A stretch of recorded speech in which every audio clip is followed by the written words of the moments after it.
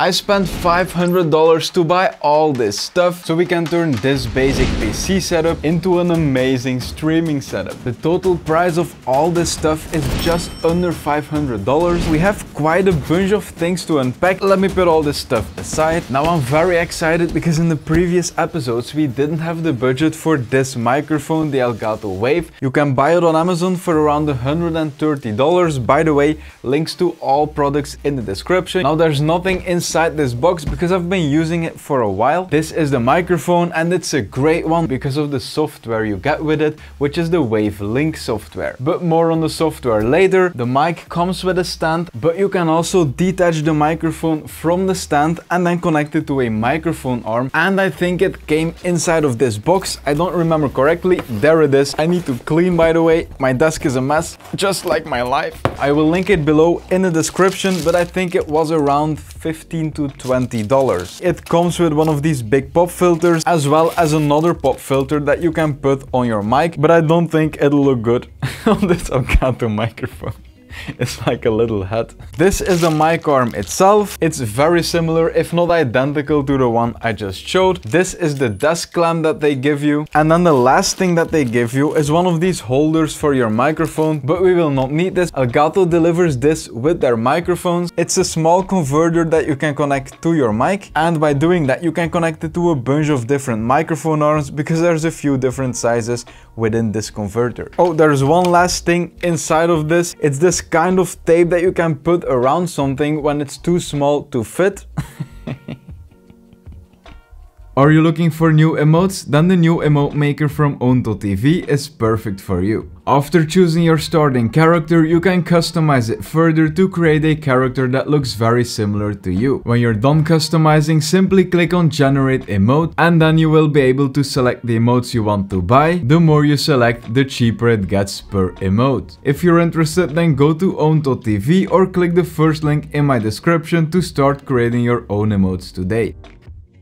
So I'm gonna connect the stand of this arm to the side of my desk. Now let's attach the microphone arm to this and then tighten it, and there you go. It keeps the position that you put it in, and then you can route the cable like this through the middle of the arm. I think this will make it very clean. So now that the mic is connected to the PC, I've installed the software here, and as you can see, this is what I was talking about. You can control the volume of the music for the stream, for example, very loud, but then you can make it very quiet in your headphones. Same with the game, you can make it loud for yourself so you hear footsteps and stuff, but then make it pretty quiet for the stream. And trust me, once you're getting used to this, being able to control everything on your stream, you get this kind of feeling of safety while being live because you've got all the control on your second screen, which we're gonna add later. So one extra thing you could add to this setup is this right here. I also bought this, but I tested a bit and it's not really necessary, but you can add a shock mount from Elgato to this mic. It just clips on like this and that will reduce any vibrations of the desk. Next, I want to do 2 and potentially 3 different types of lights. These are RGB lights, 4 in the back, but first I want to unbox this big one right here. I've used it in the previous episodes of Streaming on a Budget too. It's an LED panel and like I've said in other episodes, it's basically a budget Elgato key light. By the way, in case you're wondering, that's an Elgato key light there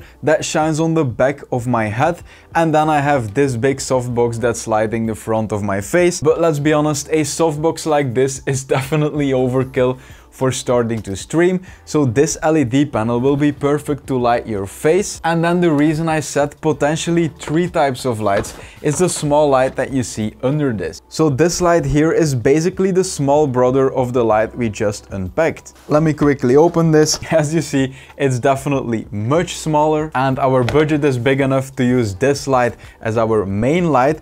But if you want to use a hair light like I am using the Elgato key light that I showed you before, right? You can use a small light like this and then position it behind you, more to the top of the ceiling, because that will create some depth and will make it look more professional. So I wanted to give it as an option. I think this small light is $30 and then this one is $50 or $60. And to be able to add this light to our setup, we need something to attach it to the desk, which is this right here. The Therion desktop stand is what we've been using in previous episodes and it worked perfectly fine.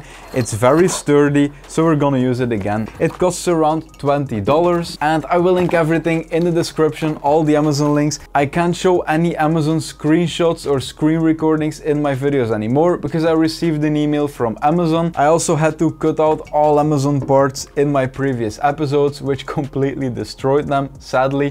But here we go. I'm making another episode without any Amazon screenshots. The arm just screws into the leg like this, and then there's something else included for the top of the arm, which will allow you to reposition your light and aim it at your face. So you can just shove it on the back of your desk and then tighten it, and then you can just add your light on top of it. If you loosen this part here, you can make it higher, but we don't need that much height with the light. It just needs to shine above our monitor. And then with this here, you can just aim it at your face. In the box, you will also find this power plug, which you just plug into your light and then into a power outlet. The light has a simple on and off switch, and then on the screen you can see the color temperature, which you can change right here, and then you can also change the brightness with this. I think this looks pretty nice, but before adding the RGB lights to the setup, I forgot something. We need to add a second screen. I'm gonna take the same one as in the previous episode where we had $250 as a budget,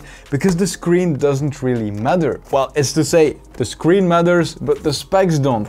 The only reason we need a screen like this is to put information on the screen that we can see while we are gaming on the first screen. So for example, the software of this microphone can go right here, then our OBS can go right here, and maybe our chat can go here. You know what, before we check out the expensive webcam, I want to show you the RGB lights I bought because it's just too funny. This is what I wanted to order on Amazon. Just big powerful RGB lights. However, I got a small feeling that these are gonna be extremely small. What? I ordered the wrong size. You versus the guy she tells you not to worry about. Let's test it out. Now, it doesn't come with any remote to change the colors, but it does come with a QR code, so I guess we will be able to scan it and then download the application. There we go, let's see where it brings us. And this will be the application to change the colors with. And if it works, then the color will change right now. So as you can see, it definitely gives the walls some color, and we've got two of them. So let's check out the webcam because it's supposed to be a very good one. And then after that, let's check out everything together in OBS. And it seems like this webcam is a great stepping stone from something like this, which is a cheap webcam we used in the $100 video, and this one was a C920 from the $250 video. But right now we have the budget for a high quality webcam, so let's check it out. So this is what's inside. I'm really curious how big it will actually be. I think the lens will be quite big. Ooh, this definitely looks very premium and high quality. Look at how clean this looks. Now, I gotta be honest, even though the webcam definitely looks very premium, it pretty much feels like there's nothing inside of it. It's very light. You're connecting it on top of your monitor. It shouldn't weigh that much, but if you're comparing it to other high quality webcams, some of them are much heavier than this right here. Let's add it to OBS Studio and then see how it will look. Okay, so I've disabled all the lights in my room, and this is with the light we installed here. And I also installed the software. Now, the first thing you want to do when you enter the software is you want to disable the automatic lighting. By the way, my apologies, it's in Dutch. I will say the things in English. This is zooming in and zooming out. I will just keep it as wide as possible. This quality is definitely very good, right? It looks pretty professional, right? Now, the next thing is the contrast. You can increase it, decrease it to create some kind of a washed out look. Then this is the saturation. You can add more color, remove color. This is the sharpness. This is completely sharp. You can see it right here at my beard, if it's something I can call a beard. I'm not even sure what this is, to be honest.